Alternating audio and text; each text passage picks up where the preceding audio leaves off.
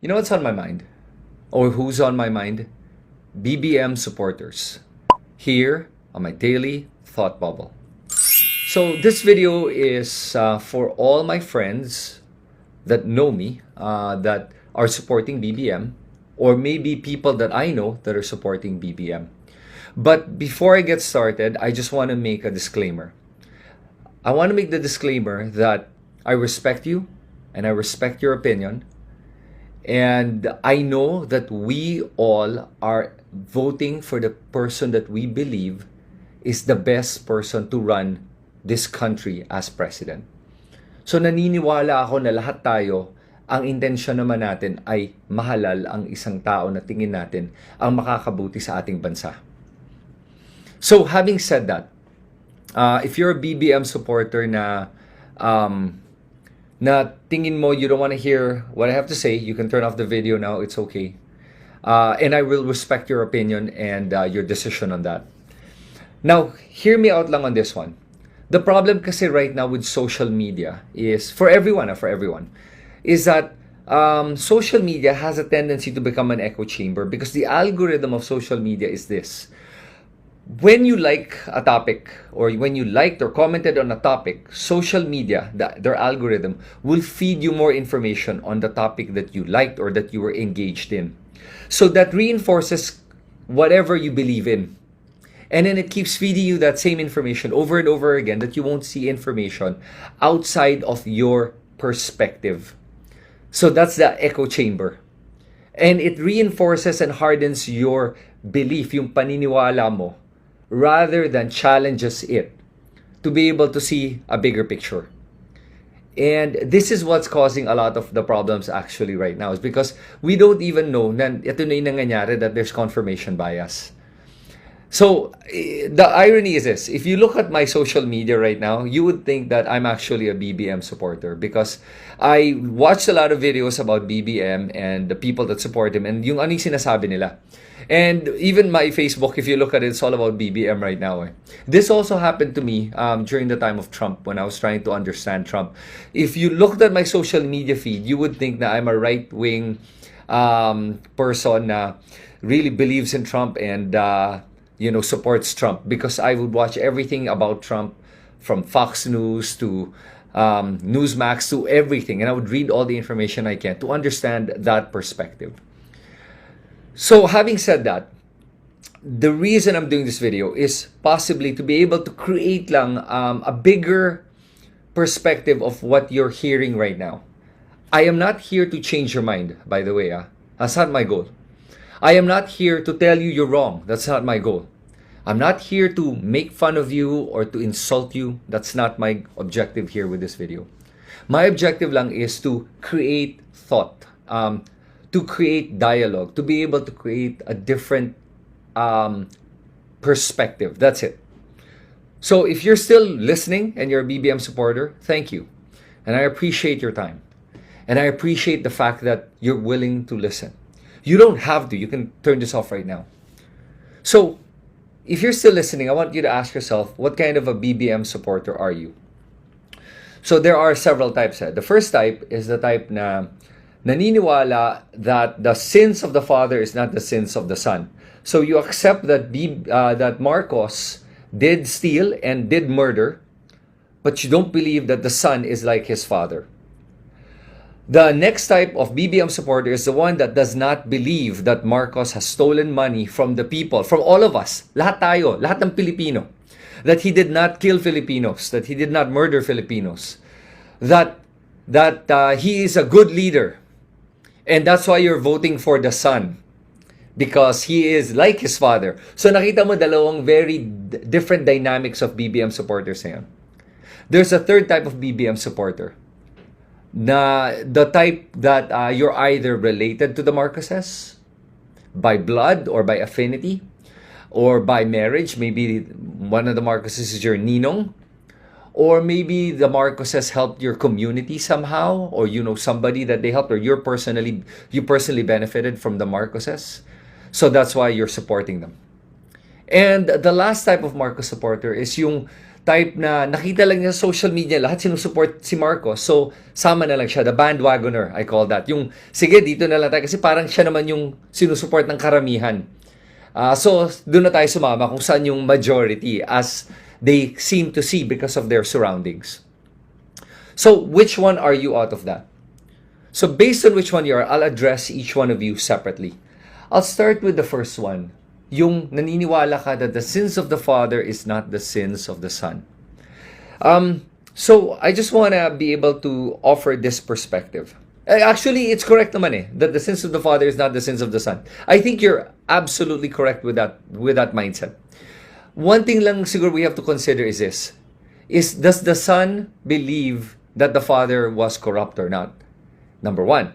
Kasi kung yung anak, tingin niya hindi corrupt yung tatay niya, or dinedenay niya yung reality na corrupt, na lahat naman tayo alam natin corrupt yung tatay, at nagpumapatay tao, then there's a problem with his version of reality, of facts. Right? Or number two, alam niya na corrupt yung tatay niya at namamatay tao. And yet, he does not apologize for the sins of the Father and the Son. And there's a need to apologize. Kasi if you don't, that means you are supportive of your parents' actions or your father's actions. So that's a problem. Kasi when you support that, that also means that you're a byproduct of that. Right? I know a lot of political families, and pag makita mo yung anak, they're pretty much doing what their dads do, their parents do, or their relatives do. That's why there are a lot of dynasties. And the kids are taught that by the parents, that it's okay to take money because kailangan naman tayong kumita. Parang ganun yung mentality.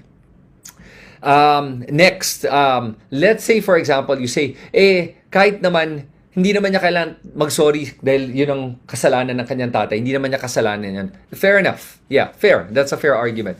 One thing you do have to consider is this, that BBM, Marcos Jr., benefited and is still benefiting from the money, that the billions of dollars that his father stole from us, sa ating lahat. Hindi lang sa ating lahat ng mga Pilipino at sa Pilipinas. Ang ninakaw ni Marcos Sr. sa atin, sa ating mga anak, at sa mga anak ng ating anak. Dahil hanggang ngayon at hanggang sa ating mga grandchildren, okay, hanggang sa ating mga apo at apo ng ating mga apo, binabayaran pa natin ang mga ninakaw ng mga Marcos sa atin. At ang nakinabang doon ay si BBM. Yun nga ginagamit niya actually ngayon para mangampanya. Yun ang problema. So, yun lang yung nakikita kong problem sa mindset na yun, na parang okay lang yan. Which it's okay naman talaga na to believe that the sins of the Father is not the sins of the Son. But consider lang how the Son looks at it. Yun lang.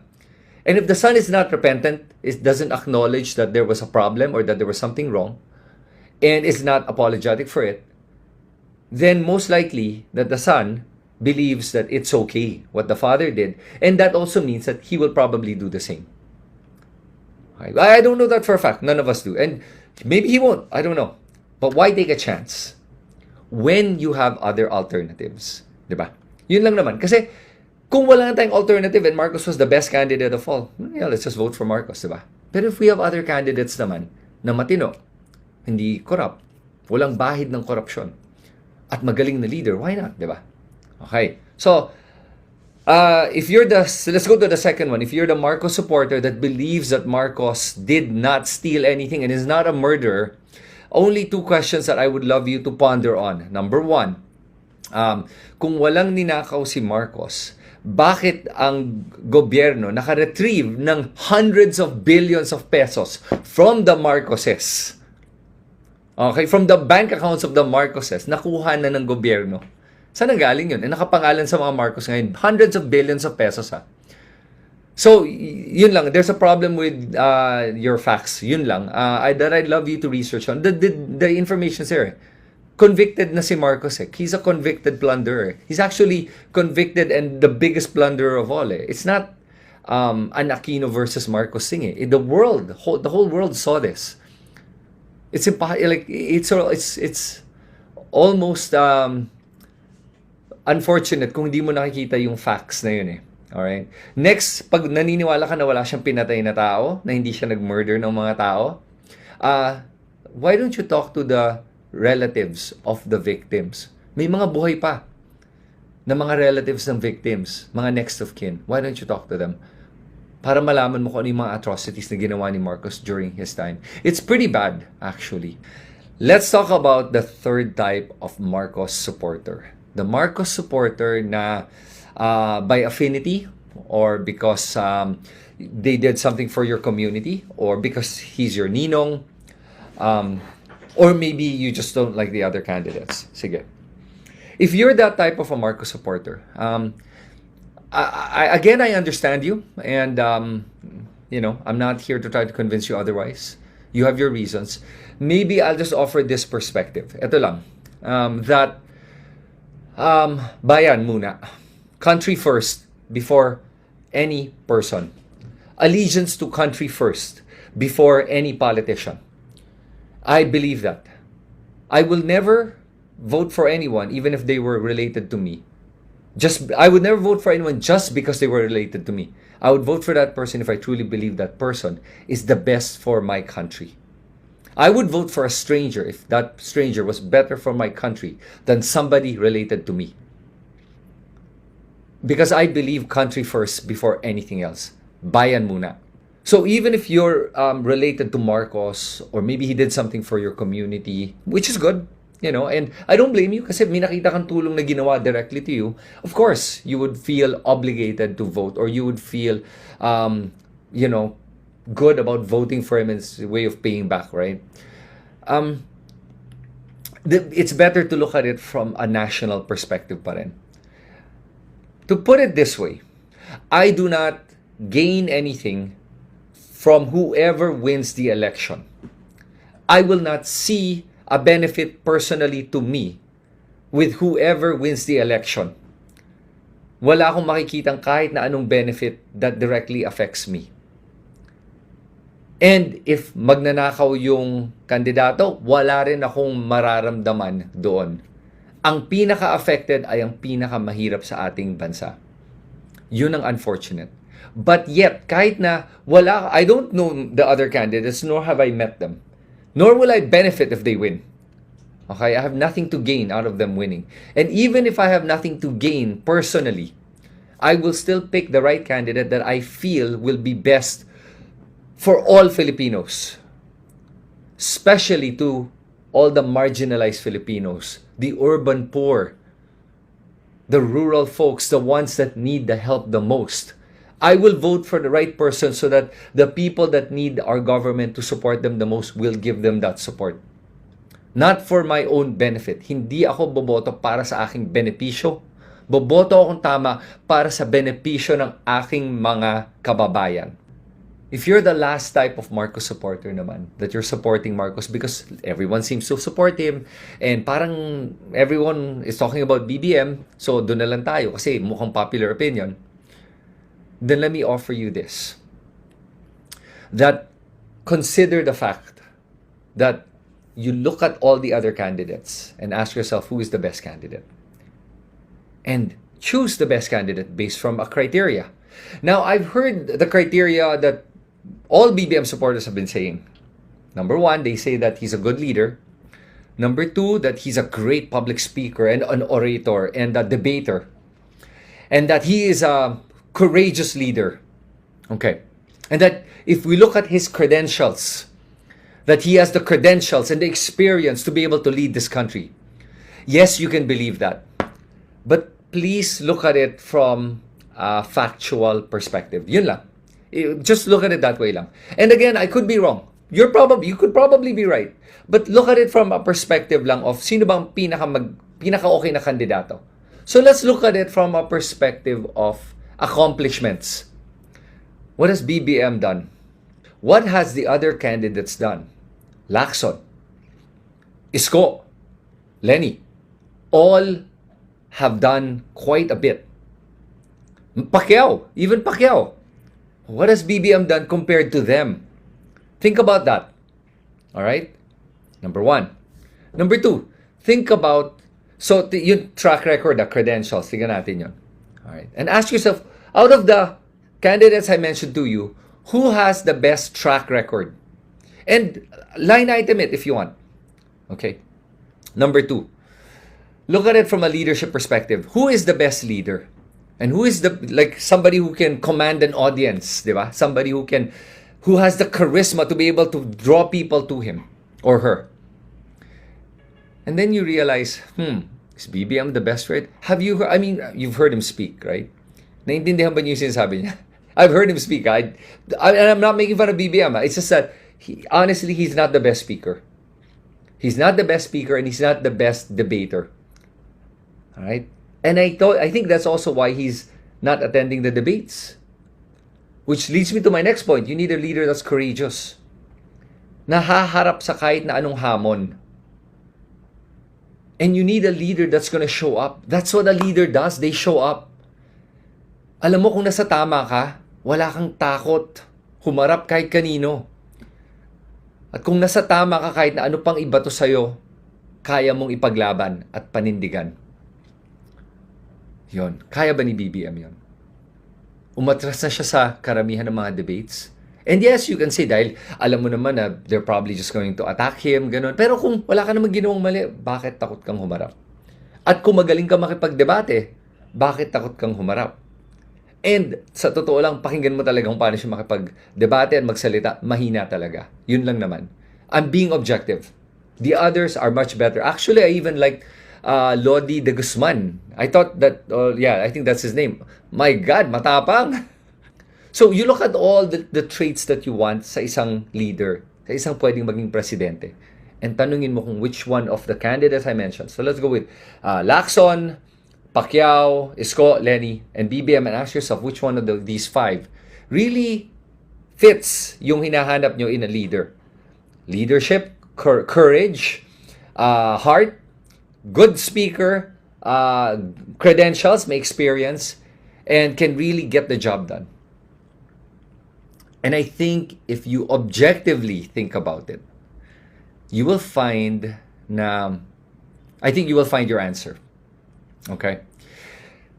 The problem that we have, and all of us, by the way, I'm also making a video for all other supporters, not just BBM supporters. The problem with everyone is we tend to decide emotionally, not logically. We tend to decide emotion and then we'll justify it logically. We'll try to make sense of our emotions on how we decided. Kahit na it doesn't make sense. Baliktarin nyo yun. Have a contradiction bias. Challenge your opinion. And I know, by the way, that somebody said, I saw people that said, magaling kay BBM, he's so professional and he's of good breeding because hindi niya pinapatulan daw yung mga nakikriticize sa kanya. Actually, it's not breeding or professionalism. It's because he knows na wala naman siya masasabi na sa mga binato sa kanya because they're all true. How do you defend yourself when you know that everything that was said about you and your family is true? Yun lang. And I'll add lang na hindi pa ba kayo pagod sa corruption? Kasi tignan mo lang yung mga nag-endorse kay BBM, yung mga sumusuporta sa kanya. The Estradas, the Arroyos, the Revillas, the Enriles, and we all know naman. There are a lot of politicians that are corrupt, extremely corrupt, at some political dynasties that are supporting BBM. And I'm just tired of corruption. Yun lang. So, pag-isipan lang natin yun because marami namang kandidato na malinis ang record compared to BBM and his family. And trust me, if BBM is willing to pay 120 million to Tony Gonzaga, I mean, that's somebody who's very desperate to win the position of president. And why do you think is he willing to pay that much money to win? And that's it. And at the end of the day, I know that all of you BBM supporters are very intelligent people that know how to make the right decision. And I know that if you look at the facts, that you will make the right decision for our country and for all Filipinos. And with that, thank you for making it this far into this podcast and listening. And I appreciate you and I love you all. And whoever wins, and if BBM wins, and if that's the will of the people, then I'll accept that. And that will be what our future will hold for our country.